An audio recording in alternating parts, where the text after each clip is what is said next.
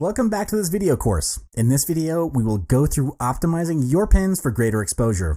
In this video, you're going to learn three main things, which are the art of the pin, how to put your pin to work, and understanding Pinterest analytics. First of all, you need to know the art of the pin. Use high quality images and make sure that they are nicely composed and in focus. The best is to go for taller pins. This is because vertical pins look better on mobile and are much easier to read. Next is to have pins with multiple high quality images. This is because it works well for pinners looking for information such as how-tos. Keep it to a maximum of 4 images so it doesn't look too crowded. Also, you need to make sure your pin is easy to read on mobile screens, which is why minimizing the amount of text on an image, the size and style of the text are important. Every pin should have a description that informs. The best descriptions are the ones that are positive and help people to imagine what they might do with the pin while also providing value-adding information. Write thoughtful and timeless copy because pins last forever. So you need to avoid descriptions that have timed promotional information. To encourage more pinning, you've got to make it easy to pin from your website and emails. This is because the more people that pin or repin your content, the more discoverable it becomes.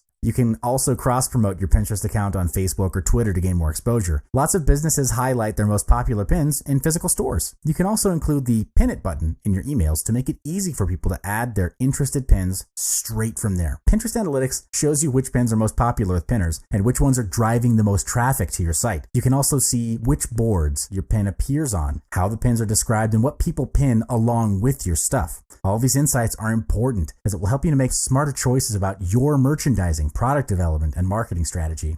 At the top of each analytics page, there's a graph that lets you see how things are trending over time, changes to your pinning strategy or website that'll affect your Pinterest activity, seasonal trends that map to the activity on your profile. You're able to change your view by filter and sort your analytics to get more detailed views. Use the date picker to see the data for a specific time period. You can also sort your analytics by impressions, repins, clicks, and all time. Plus, you're able to use the All Apps menu to see analytics for different devices. Export data to look at trends and ratios between impressions, repins, and clicks. For example, it may help to see why a higher percentage of people are clicking on one pin over another. In order to save your data as a CSV file, click Export Data at the top of the page. Profile analytics give you a look at the pin's condition from your profile, and it's best to switch between views in order to see the pins with the most impressions, repins, and clicks. You can see your top performing pins from your profile analytics. First one would be pins with high impressions, which means that people are actively looking for that particular content. You should continue adding similar pins to reach more prospects on Pinterest.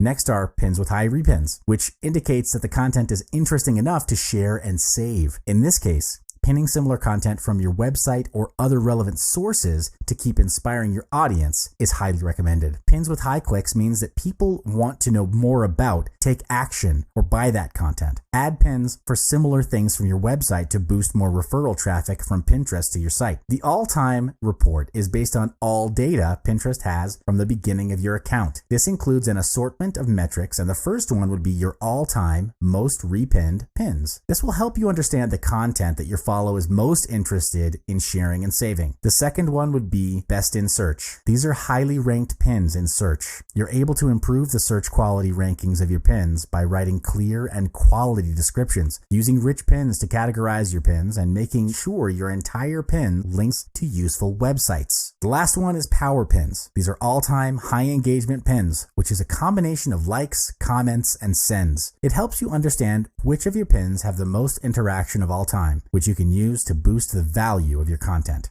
We're not done yet though. Join me in the next video.